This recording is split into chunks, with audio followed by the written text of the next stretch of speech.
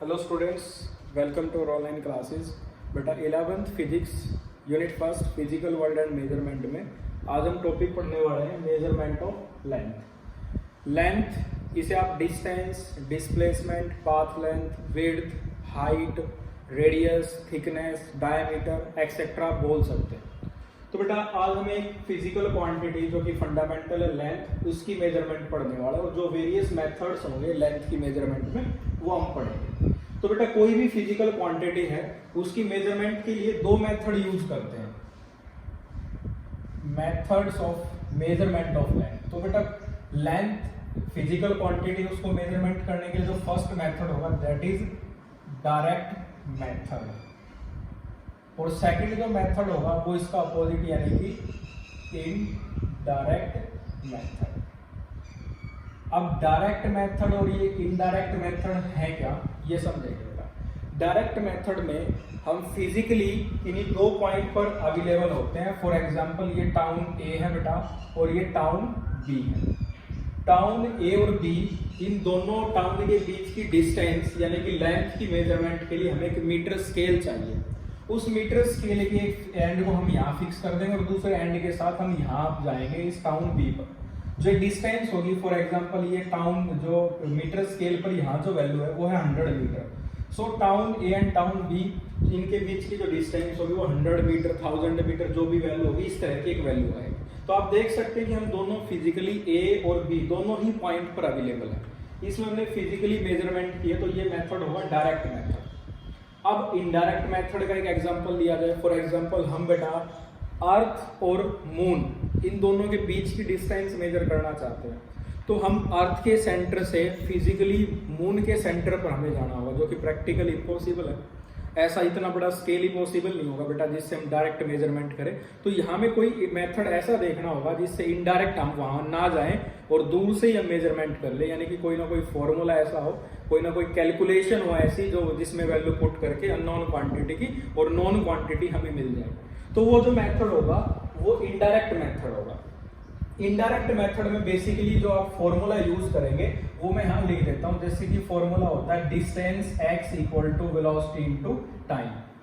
Velocity given होगी और time, ये दोनों क्वांटिटी अगर हमारे पास अवेलेबल है तो हम डिस्टेंस निकाल सकते हैं। जैसे कि हम ये कोई बिल्डिंग है, इस बिल्डिंग तक हम नहीं जाना चाहते, ये कोई बिल्डिंग है हम यहाँ तक नहीं जाना चाहते, हम यहीं इसी फिक्स पॉइंट पर खड़े हैं। तो यहाँ से हम कोई ना कोई wave, for example sound wave जो होगी उसको एमिट करेंगे। कोई सोर्स होगा साउंड वेव को, वो एमिट करेगा और वेव यहाँ जाके रिफ्लेक्ट होकर वापस आएगा।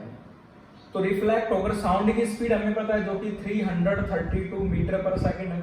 इस स्पीड से साउंड ट्रेवल करता है एयर में, और हमने स्टॉप वॉच से जब साउंड यहाँ तक रिफ्लेक्ट हुआ और दोबारा यहाँ पर सुनाई देगा। यहाँ पर एक सोर्स और रिसीवर दोनों है, ये सोर्स है और ये रिसीवर है। रिसीवर जैसे ही सिग्नल को रिसीव करेगा जो रिफ्लेक्ट होकर आएगा, हम उस टाइम पर स्टॉप वॉच को स्टॉप कर देंगे। तो जैसे कि टाइम मिला हमें 2 सेकंड का, यानी कि जो साउंड वेव है यहाँ से जाकर टकराकर वापिस आने में जो समय लगा वो 2 सेकंड का। तो जो डिस्टेंस होगा इस फिक्स पॉइंट ओ से इस बिल्डिंग का, वो इस फॉर्मूले से कैलकुलेट कर लिया जाएगा। Velocity is equal to 332 and time is 2 second. तो आंसर होगा 664 मीटर। तो ये जो मेथड था ये इनडायरेक्ट मेथड था, इसमें हम डायरेक्ट उसके कांटेक्ट में नहीं है लेकिन फिर भी हम मेजरमेंट कर सकते हैं। तो आई थिंक आपको दोनों मेथड क्लियर हो ही गए होंगे बेटा। एक फॉर्मूला ये था और दूसरा जो फॉर्मूला हम ट्रिग्नोमेट्रिक फॉर्मूला यूज करेंगे।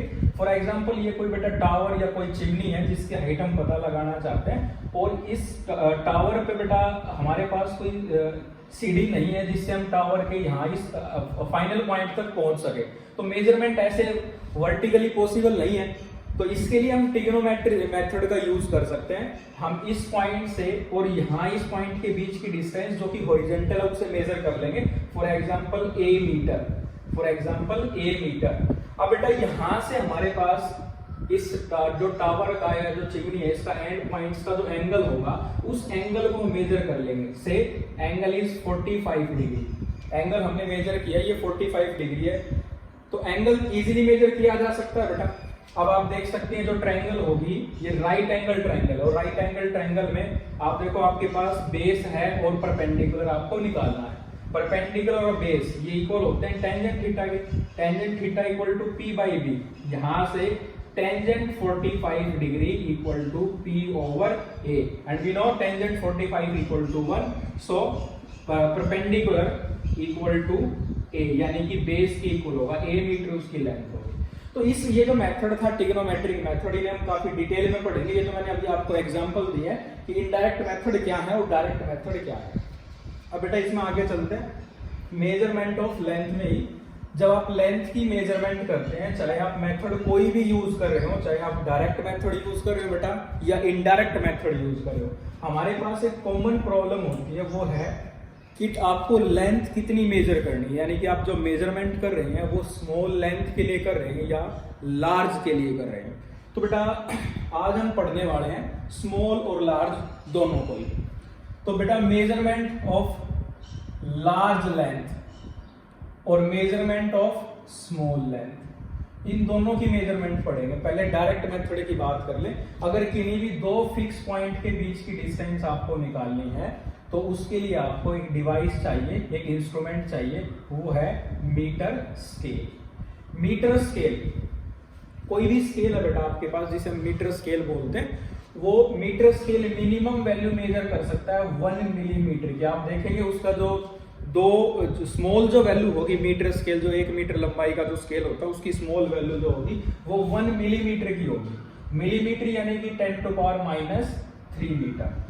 फिर अगर आपको डिस्टेंस उससे भी कम मेजर करनी है, फॉर एग्जांपल आप किसी शीट की विड्थ निकालना चाहते हैं या आप रेडियस निकालना चाहते हैं स्फेरिकल बॉब का, तो उसके लिए हम यूज करते हैं बेटा वर्नियर कैलिपर। वर्नियर कैलिपर एक डिवाइस है बेटा जो लेंथ को, विड्थ को और 1/10 मिलीमीटर इतने कम डिस्टेंस को मेजर कर लेगा। इसे हम लिख लेंगे 10⁻⁴ मीटर। वर्नियर कैलिपर आपकी 11th फिजिक्स का फर्स्ट एक्सपेरिमेंट है जो हम लैब में करेंगे। फिर बेटा अगर आपको डिस्टेंस और भी कम चाहिए, यानी कि आप किसी पेपर की विड्थ निकालना चाहते हैं, तो उसके लिए हमारे पास एक डिवाइस है स्क्रू गेज। स्क्रू गेज और एक और फॉर्म होती है स्क्रू गेज की, स्फेरोमीटर।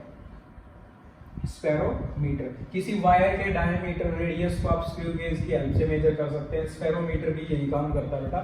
ये जो डिस्टेंस है ये 1/100 मिलीमीटर यानी कि 10⁻⁵ मीटर डिस्टेंस को मेजर कर सकते हैं हम इसकी हेल्प से।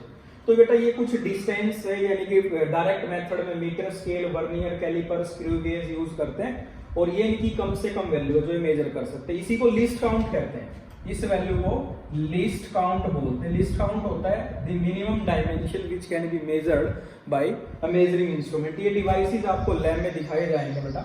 लेकिन अगर डिस्टेंस माइक्रो में आ जाता है, इससे भी कम डिस्टेंस होता है, तो वो हम आंखों से यानी कि नेक्ड आई से नहीं देख सकते।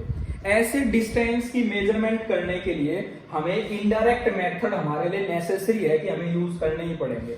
जैसे कि स्मॉल वैल्यू अगर इससे भी कम वैल्यू है तो उसके लिए हमारे पास एक एवोगाड्रो मेथड है, रदरफोर्ड मेथड है, तो वो हम यूज करके इससे कम वैल्यू को भी मेजर कर सकते हैं, यानी कि size of atom. Size of atom, atom का जो साइज है वो 10⁻⁻10 मीटर है। और बेटा न्यूक्लियस के साइज की बात की जाए, साइज ऑफ न्यूक्लियस वो होता है 10⁻15 मीटर, यानी कि 1 फर्मी मीटर भी बोलते हैं इसको। तो इतना कम डिस्टेंस कैसे मेजर किया जाएगा? ये डिस्टेंस आंखों से तो नहीं देखा जा सकता, यानी कि हम फिजिकली दो पॉइंट को नहीं देख पा रहे। तो डायरेक्ट मेथड की बजाय हम इन कैलकुलेशन में इनडायरेक्ट मेथड का यूज करेंगे। ये थी बेटा स्मॉल मेजरमेंट। लेंथ अगर अपने पास स्मॉल है तो ऐसे यूज करेंगे। या बेटा किन्हीं दो टाउन के बीच की डिस्टेंस, यानी कि दो स्टेट के बीच की डिस्टेंस भी मीटर स्केल से मेजर की जा सकती है, यानी कि 100 मीटर का स्केल या 1000 मीटर का स्केल का यूज करके हम वो मेजरमेंट कर सकते हैं। But if distance is too large then we can not use these method for the measurement of length. अब डिस्टेंस बहुत ज्यादा है तो ये मेथड तो यूज होंगे नहीं बेटा, तो हमें कोई ना कोई ऐसे मेथड यूज करने पड़ेंगे जो कि इनडायरेक्ट होंगे। तो इसमें बेटा मैं फर्स्ट जो मेथड लिख रहा हूं दैट इज एक्को मेथड या इको मेथड भी इसे बोलते हैं। इको मेथड या रिफ्लेक्शन मेथड। रिफ्लेक्शन मेथड, इस मेथड में रिफ्लेक्शन या इको जिसे हम गूंज कहते हैं इसकी हेल्प लेंगे। जैसे कि ये मैंने आप स्टार्टिंग में बताया था, थोड़ा अच्छे से बता रहा हूं बेटा। इसमें कि ये कोई टावर है, कोई हिल स्टेशन पे आपने देखा होगा अक्सर हमारी आवाज़ गूंजती है। तो बेटा कोई बिल्डिंग है और हम यहाँ इस पॉइंट से यहाँ नहीं जा सकते, यानी कि बीच में कोई रिवर है, हम उधर नहीं जा सकते और हमें ये डिस्टेंस फिर भी मेजर करनी है। डिस्टेंस फॉर एग्जांपल ये डिस्टेंस x है जिसे हम मेजर कर पा रहे हैं और बीच में रिवर फ्लो कर रही है, हम उधर नहीं पहुंच पा रहे। तो हम इनडायरेक्ट मेथड का यूज कर सकते हैं इसमें। हम इसके लिए साउंड यूज करेंगे। साउंड, अब बेटा साउंड जो है इतनी फ्रीक्वेंसी का आपको लेना है कि वो साउंड यहाँ से यहाँ पहुंच जाए और रिफ्लेक्ट होकर वापिस भी आए। जो साउंड की फ्रीक्वेंसी 300 400 हो सकता है कि साउंड अटेन्युएशन के कारण वो सिग्नल यहीं वीक हो जाते टाइम हम यहाँ रिसीव ना कर पाए। इसलिए आपको साउंड ऐसा लेना है जिसकी फ्रीक्वेंसी सफिशिएंट हो, एनर्जी सफिशिएंट हो और वो यहाँ से टकरा कर वापिस भी आ जाए। यानी कि आप अल्ट्रासाउंड वेव ले सकते हैं। अल्ट्रासाउंड वेव का यूज किया जा सकता है जो हाइयर फ्रीक्वेंसी की है, जिसकी एनर्जी में लॉस नहीं होगा जब वो रिफ्लेक्ट होकर वापिस यहाँ आएगी।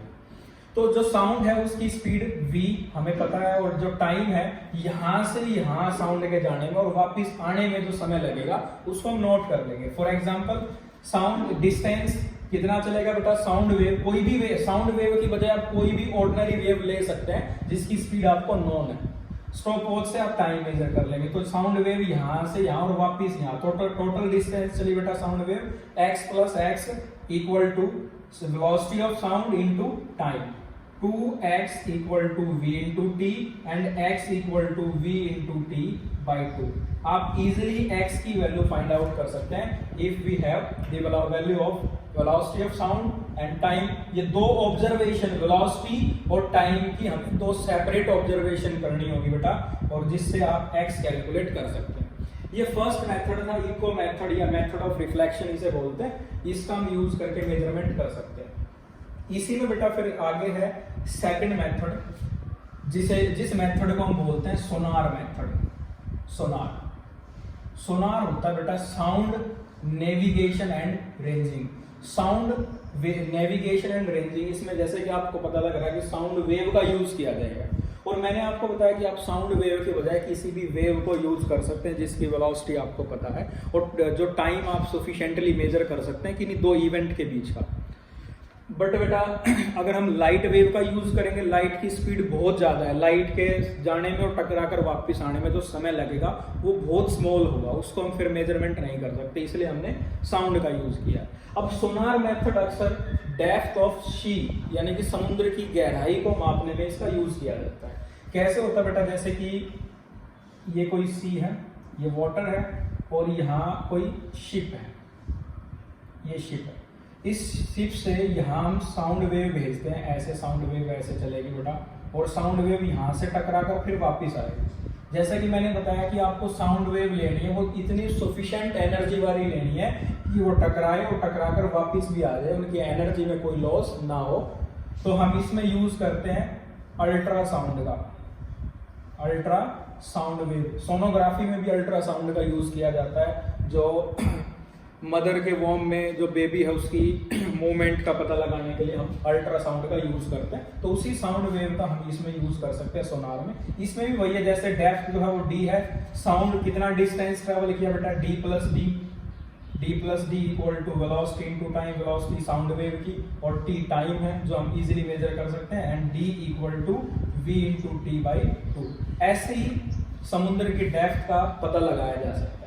तो इको मेथड और सोनार मेथड आपको क्लियर हो गए होंगे बेटा। ये लार्ज मेजरमेंट में यूज कर सकते हैं जहां प्रैक्टिकली पॉसिबल नहीं है वहां पर पहुंचना। देखो बेटा अगर हम यहाँ से डायरेक्ट मेथड यूज करना चाहें तो काफी हमारे लिए अनहेल्दी होगा कि हम किसी एक गोताखोर को यहाँ भेजें और वो यहाँ जाए और मेजरमेंट करे। तो इसके लिए बेटा हम इजिली इनडायरेक्ट मेथड का यूज कर सकते हैं और लार्ज डिस्टेंस है। अब बेटा इसी सीक्वेंस में जो थर्ड मेथड है हमारा वो है रेडार। रेडार की जो फुल फॉर्म है वो है radio detection and ranging. Radar में जो हम वेव यूज करते हैं वो रेडियो वेव या इसी फॉर्म में हम यूज करते हैं माइक्रोवेव को। अब आप देखते हैं बेटा कि जो रेडार है इसका यूज किया जाता है, कोई भी एरोप्लेन है उसकी पोजीशन को, उसकी लोकेशन या उसकी मूवमेंट को, और तो और बेटा हम उस एरोप्लेन की स्पीड भी सेंस कर सकते हैं। तो इसमें हम रेडियो वेव और माइक्रोवेव का यूज करते हैं। माइक्रोवेव की जो वेवलेंथ है वो बहुत कम होती है, वेरी स्मॉल होती है, और जो फ्रीक्वेंसी है वो लार्ज होती है। लार्ज फ्रीक्वेंसी की वजह से अब एक टर्म होती है बेटा, मैं आपको माइक्रोवेव में क्लियर करता हूं। इसमें डिफ्रैक्शन यानी कि जो वेव है वो फैल सकती है, लेकिन अगर वेवलेंथ कम है तो theta equal to lambda by a, lambda wavelength और ए ओपनिंग है। ए ओपनिंग, ये ओपनिंग है बेटा, ये और ये एंगल होता है थीटा। अगर वेवलेंथ कम होगी तो बेटा डिफ्रैक्शन यानी कि लाइट जो वेव जो फैलेगी वो कम फैलेगी। ये माइक्रोवेव का इसलिए यूज किया बेटा रडार के अंदर, जैसे कि बेटा हम यहाँ, ये हमारा रिसीवर है जो माइक्रोवेव जो कोई भी वेव एमिट कर रहा है और यहाँ तक वो टक जाएगी, तो वेव ऐसे सीधी नहीं चलेगी बेटा, वेव डिफ्रैक्ट हो जाएगी, ऐसे जाएगी, यानी कि बहुत कम वेव यहाँ तक पहुंच पाएगी। यहाँ वेव जा रही है और रिफ्लेक्ट होकर वापस आएगी, जैसे कि 100% में से सिर्फ 20% वेव यहाँ तक रीच हो पा रही है बेटा, पहुंच पा रही है, और उस 20 में से सिर्फ 1 या 2% वेव यहाँ पर पहुंच पाएगी, क्योंकि वो वेव भी फिर डिफ्रैक्ट होगी। इसी वजह से हमें एक ऐसी वेव चाहिए जिसकी वेवलेंथ कम हो ताकि डिफ्रैक्शन कम हो, इसलिए रडार में यूज किया जाता है माइक्रोवेव का। ये नॉलेज भी जरूरी है बेटा कि हम माइक्रोवेव का ही यूज क्यों करते हैं रडार में। तो रडार जैसे कि आपको पता है कि कोई एनिमी प्लेन है, कोई फाइटर प्लेन है, किसी दूसरी कंट्री का हमारे फील्ड में एंटर कर गया है, तो उसका पता कैसे लगाएंगे, और जैसे कि हमें उसकी लोकेशन पता लग जाए बेटा, और हम यहाँ से मिसाइल फायर करें, तो प्लेन जैसे यहाँ पर है और हमने मिसाइल यहाँ फायर की है, क्योंकि अगर बेटा हम यहाँ फायर करेंगे तो कुछ सेकंड तो लगेंगे मिसाइल को यहाँ पहुंचने में, तब तक ये प्लेन जा चुका होगा। तो हमें इसकी स्पीड को सेंस करना भी जरूरी है कि कितनी स्पीड से चल रहा है, ताकि हम फायर करें और इसका आगे वेलकम हो। तो इसीलिए बेटा रडार मेथड का यूज करते हैं और माइक्रोवेव इसमें यूज किया जाता है। कैसे करते हैं, जैसे कि बेटा ये कोई रडार का जो सोर्स है, जो एमिटर है, जो रेडियो वेव एमिट करता है, वो रेडियो वेव यहाँ जाएगी। ये कोई प्लेन है, ये रेडियो वेव यहाँ से या माइक्रोवेव यहाँ जाएगी और टकरा कर जैसे ये वापस आएगी, हम इस स्पीड को सेंस कर लेंगे। We know speed of microwave, हमें पता है माइक्रोवेव की स्पीड क्या है, और यानी कि टाइम वो भी हम मेजर कर लेंगे। तो ऐसी डिस्टेंस क्या होगा, ये डिस्टेंस हम अगर x लिखें तो माइक्रोवेव को जाने में और वापस आने में जो डिस्टेंस होगा वो x प्लस एक्स होगा, which is again v t and x equal to v into T by 2। तो हम इजिली इस डिस्टेंस को मेजर कर सकते हैं by using radar method. Then radar के बाद है बेटा laser method. Laser fourth method है लेजर। लेजर की जो फुल फॉर्म है बेटा वो है light amplification by stimulated emission of radiation. ये भी इसी प्रिंसिपल पर काम करता है, distance equal to velocity into time. ये हमारे पास कोई सोर्स है लेजर, ये लेजर सोर्स है, यहाँ ये वेव जाएगी बेटा लेजर, और कुछ सामने जो डिस्टेंस ऑब्जेक्ट रखा है उसे टकरा कर वापस आएगी। सेम फिनोमेना बेटा इसमें x plus X equal to V into T and x equal to V into T by 2। यहां से भी आप डिस्टेंस मेजर कर सकते हैं इजीली। तो बेटा लेजर मेथड के बाद अब इसी सीक्वेंस में जो नेक्स्ट मेथड है वो है ट्रिग्नोमेट्री मेथड। ट्रिग्नोमेट्री मेथड ये आपने 10th क्लास में भी इसके कुछ न्यूमेरिकल्स किए होंगे, यानी कि किसी टावर की हाइट आप बिना उसे टच किए निकाल सकते हैं। तो ये मैंने स्टार्टिंग में थोड़ा बताया था बेटा, जैसे कि ये कोई टावर है और इस टावर की हाइट हम निकालना चाहते हैं और हम इस तक फिजिकली नहीं जाना चाहते, यानी कि अगर फिजिकली जाना होगा तो हम यहाँ और यहाँ स्केल को रखना होगा, और टावर की हाइट बहुत ज्यादा है तो ये स्केल से इसकी मेजरमेंट पॉसिबल है। तो यहाँ से हम कोई डिस्टेंस ये फिक्स कर लेंगे और इस डिस्टेंस की लेंथ a हमें पता है, और यहाँ से इसका टावर का जो एंगल है वो मेजर कर लिया जाएगा, that is theta. We know in case of right angle triangle perpendicular by base equal to tangent theta, so tangent theta equal to p by b and p equal to b tangent theta. तो आपको जैसे ये b ये base पता है जो कि a है, तो perpendicular equal to a tangent theta. If we have the value of theta and a, we can easily calculate the value of p। वही है बेटा जो आपने पहले पढ़ा कि किसी फॉर्मूले में दो वेरिएबल और दोनों की वैल्यू नोन है तो आप थर्ड क्वांटिटी को कैलकुलेट कर सकते हैं। तो ये थे बेटा लार्ज डिस्टेंस की मेजरमेंट कैसे करेंगे। अब इसमें जो मेथड रह गया बेटा वो है पैरेलैक्स मेथड। पैरेलैक्स मेथड हम नेक्स्ट वीडियो में पढ़ेंगे। और साथ में हम ये स्टडी करेंगे बेटा स्मॉल डिस्टेंसेस के लिए कौन कौन से मेथड्स यूज करेंगे इनडायरेक्ट में, यानी कि size of atom, size of nucleus कैसे मेजर करेंगे। तो बेटा मिलते हैं next video. Thanks for watching.